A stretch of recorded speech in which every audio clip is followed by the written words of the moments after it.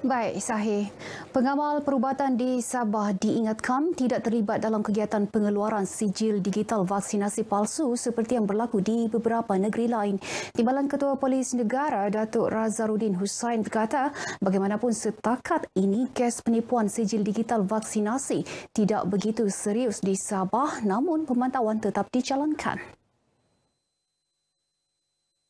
Setakat ini, kes penipuan sijil digital vaksinasi dilaporkan berlaku di Melaka, Terengganu, Kelantan, Kuala Lumpur, Selangor, Johor dan Pulau Pinang. Siasatan masih diteruskan dan kita pun mengumpul risikan-risikan sama ada daripada penipuan ataupun penyalahgunaan vaksin-vaksin tersebut. Dan kita buka Seksyen 269 KK dan juga Seksyen 420 lah yang mana menipu sijil vaksin tersebut. Datuk Razarudin berkata demikian dalam sidang media selepas menyempurnakan Majlis Istiadat Tamat Latihan dan penyampaian sijil pelantikan Pegawai Sukarelawan Polis Siswa-Siswi Suksis Universiti Malaysia Sabah UMS 2021. Tambahnya, pasukan petugas khas bagi memantau dan menyiasat sindiket pemalsuan sijil digital vaksinasi telah ditubuhkan di setiap negeri. Beliau turut menggalakkan masyarakat pelbagai kaum menceburi bidang kepolisan bagi menyeimbangkan penyertaan masyarakat majmuk sesuai dengan konsep keluarga Malaysia. Dalam perkembangan lain, beliau memaklumkan Ops Selamat Sempena Tahun Baru Cina dilaksanakan di seluruh negara bermula 28 Januari hingga 6 Februari ini. Sabah bakal memiliki pusat pengumpulan dan pengedaran barangan makanan dipanggil Presin Agroindustri Sabah Saib di Kimanis Papar. Presin berkenaan mampu merancakan aktiviti ekonomi di negeri ini sekaligus menjadi tumpuan pelabur luar negara. Menurut Pengerusi Perbadanan Pembangunan Ekonomi Sabah SEDCO, Dato' Rubin Balang, Saib juga memberi peluang peniaga mendapatkan bekalan serta kemudahan logistik. Antara barangan yang bakal dibawa masuk ke Saib seperti minyak masak, gula dan buah-buahan.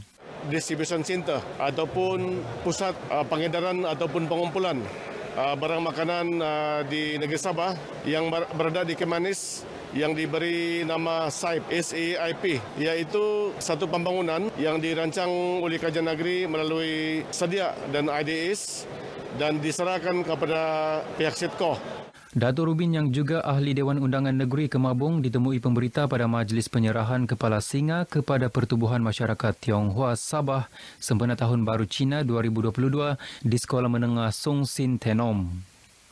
Tambahnya, bangunan Saib telah siap dibina dan kini hanya menunggu pemeteraian perjanjian antara pihak-pihak terlibat untuk pelaksanaan aktiviti Saib.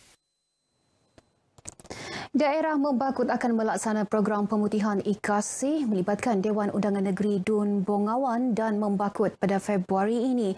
Program pemutihan ini termasuk mengemaskini maklumat IKASI penduduk terlibat yang akan dilaksana melalui Jawatankuasa Pembangunan dan Keselamatan Kampung JPKK. Tujuan pemutihan ini ialah untuk mengenal pasti mana-mana yang sebelum ini memohon IKASI tetapi telah terkeluar dalam IKASI tetapi masih dalam senarai IKASI, maka nama-nama tersebut dikeluarkan kerana mereka ini ada yang telah berkemampuan dan telah tidak senarai dalam miskin tegar lagi. Penolong Pegawai Daerah Membakut Ibrahim Turki berkata demikian kepada RTM selepas merasmikan Majlis Taklimat Task Force Pemutihan bersama pemimpin tempatan bagi Bongawan dan Membakut di Dewan Kesenian Islam Pekan Membakut. Tambah Ibrahim, JPKK dan Ketua Kampung berperanan mengenal pasti penduduk miskin tegar serta kurang berkemampuan di kawasan pentadbiran masing-masing. Seramai 80 ahli JPKK menyertai taklimat ini. Dianggarkan lebih 600 penerima IKASI berdaftar dengan pejabat daerah Membakut. Dalam perkembangan lain, Ibrahim memaklumkan daerah Membakut bakal diisytiharkan daerah penuh pada Februari ini. Projek Pembinaan Maktab Rendah Sains Semara MRSM Ranau Tajaan Petronas dijangka siap sepenuhnya pada Oktober tahun ini dan akan beroperasi April tahun depan. Pembinaan MRSM kelima itu bagi menampung peningkatan permintaan setiap tahun selain memberi peluang kepada pelajar mengikuti program pendidikan menengah berteraskan sains, teknologi, kejuruteraan dan matematik STEM. 60% daripada intake kita nanti adalah daripada B40. Akan memberi peluang kepada mereka untuk mendapat pendidikan yang baik, yang cemerlang dan seterusnya mencapai lagi ke peringkat yang lebih tinggi sehinggalah ke luar negara. Ini juga adalah satu usaha kita dapat membantu ataupun menyokong usaha kerajaan untuk membasmi kemiskinan khususnya di negeri Sabah ini. Pengerusi MARA Datuk Seri Panglima Azizah Mohamad Dun ditemui pemberita RTM selepas lawatan rasmi ke projek pembinaan MRSM di Ranau.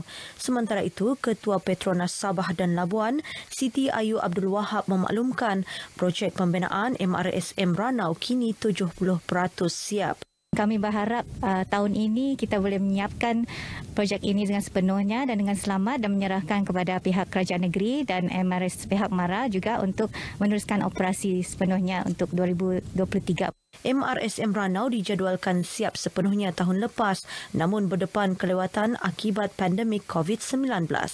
Selain daripada usaha MARA memberikan pinjaman pendidikan kepada pelajar-pelajar yang melanjutkan pelajaran ke universiti, mudah-mudahan MRSM ini juga akan melatih dan melahirkan pelajar-pelajar dalam bidang sains yang mana akan melanjutkan pelajaran ke bidang profesional di universiti dalam dan luar negara.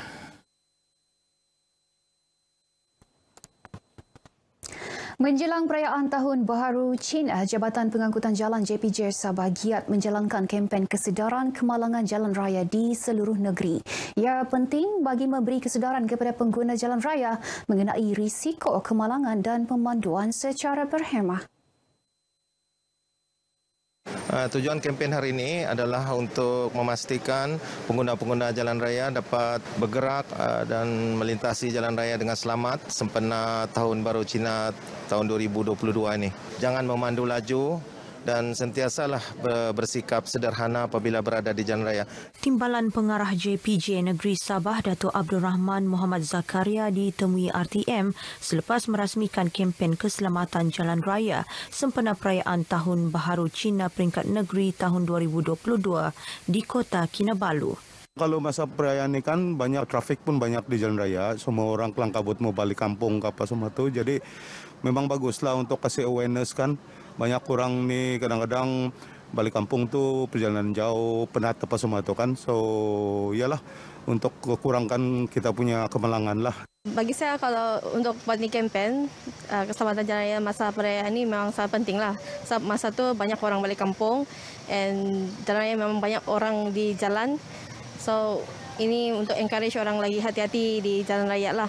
Kalau mau jalan jauh tu better pergi check dulu lah itu kereta. Okey ke tayar dia punya angin, dia punya brake oil semua lah.